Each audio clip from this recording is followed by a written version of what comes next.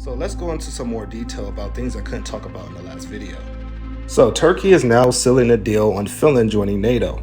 Yes, that's right, they are agreeing to ratify Finland to join NATO. Well, why is this a big deal? Well, it's already tense in the world, and let me show you another thing. If they were feeling unsafe before and trigger happy, they will really be unsafe now, as Finland has an 810-mile long border with Russia. And then we have the Baltic states right below them and the Baltic Sea. Now let's rewind a little bit. Back in April 14, 2022, Russia warned of nuclear hypersonic deployment if Sweden and Finland joined NATO. Now if we move to December and January, that's when they actually started to deploy their Yar system, which is the missile right under the Satan II intercontinental ballistic missile. In February, they deployed their first fleet since the Cold War. And March 6, it was announced that Russian nuclear submarines was off the coast of the United States.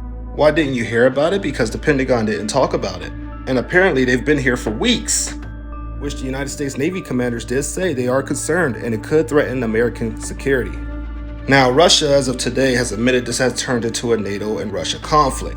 You know who else said that? Well, back on January 27th, 2023, the EU admitted that Russia was now at war with NATO in the West, right after Germany said they were sending the tanks, because tanks, planes, and long-range missiles are all considered offensive weapons. March 10th, Hungary's president echoed this, as he said that this local war is turning into a world war, and that the chances are increasing day by day. He even said we are very close to sending NATO troops to Ukraine.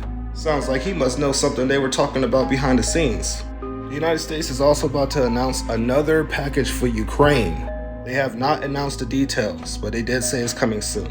The Russian Vice President Medvedev is calling the war on Putin toilet paper.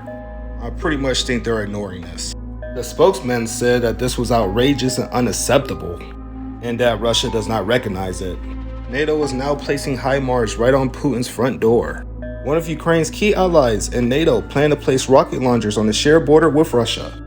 Now this one hit home for some reason, because defense systems have been on Moscow rooftops since January, and their force is being cut down to deploy air defense complexes, which they're deploying the S-400 missile systems for some reason.